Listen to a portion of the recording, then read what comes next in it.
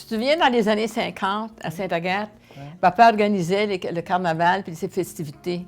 Et puis, il faisait ça dans des endroits qui n'étaient pas très bien. C'était considéré comme des endroits de perdition.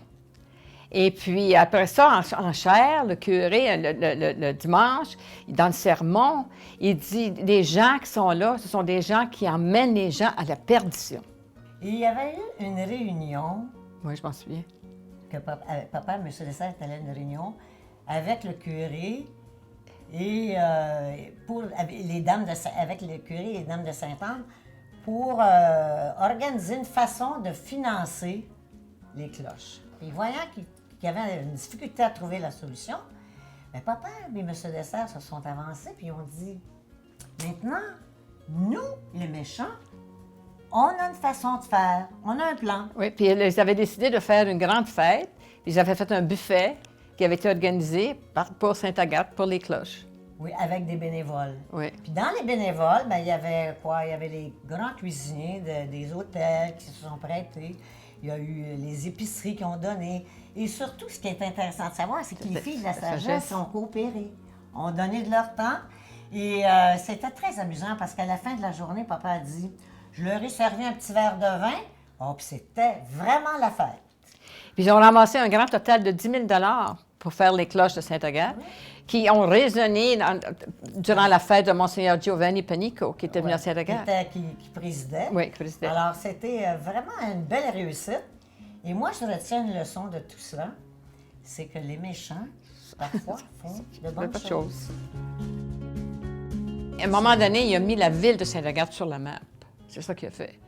Parce qu'à un moment donné, à Québec, il disait on a un bonhomme carnaval, mais nous, on dit à Sainte-Agathe, on n'a pas besoin de bonhomme carnaval. On l'a, le bonhomme carnaval. C'est mon père. Mais il a mis Sainte-Agathe sur la map. Il a mis la Laurentide peut-être aussi sur la map. Pas en gros, mais tu sais, c'est vrai. Les gens venaient de partout. Oui.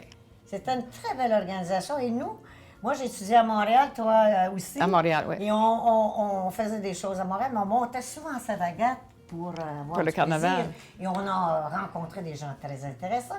Et moi, j'ai rencontré mon mari dans ces festivités-là. Puis papa avait fait venir même Barbara Ainscott, qui est décédée d'ailleurs cette semaine. Hein? Oui. Et puis, ils avaient décoré l'aréna de Sainte-Agathe comme les gens disaient qu'ils n'avaient jamais vu à nulle part à Montréal.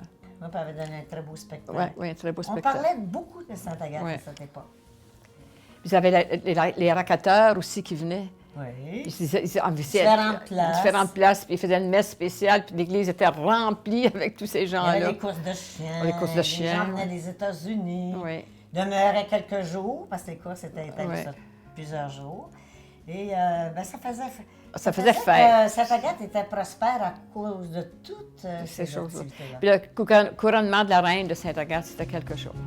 Ouais. Même une fois, on avait été à Old Orchard, te souviens-tu? Oui, représenté Sainte-Agathe. Et puis la reine de Old Orchard était venue, puis j'avais été sa dame d'honneur.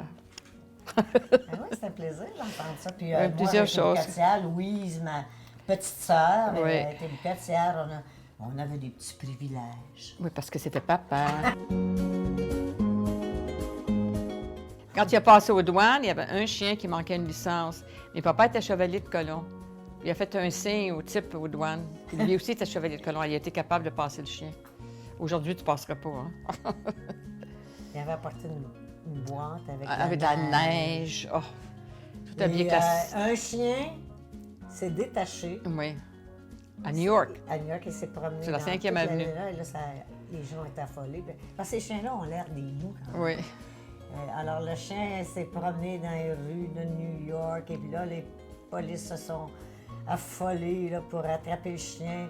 Mais papa, il dit c'était formidable. Ça a fait du brouhaha dans la ville de New York. Pour Sainte-Agathe, là, ils ont parlé de Sainte-Agathe. Les chiens venaient de là. Et j'étais content.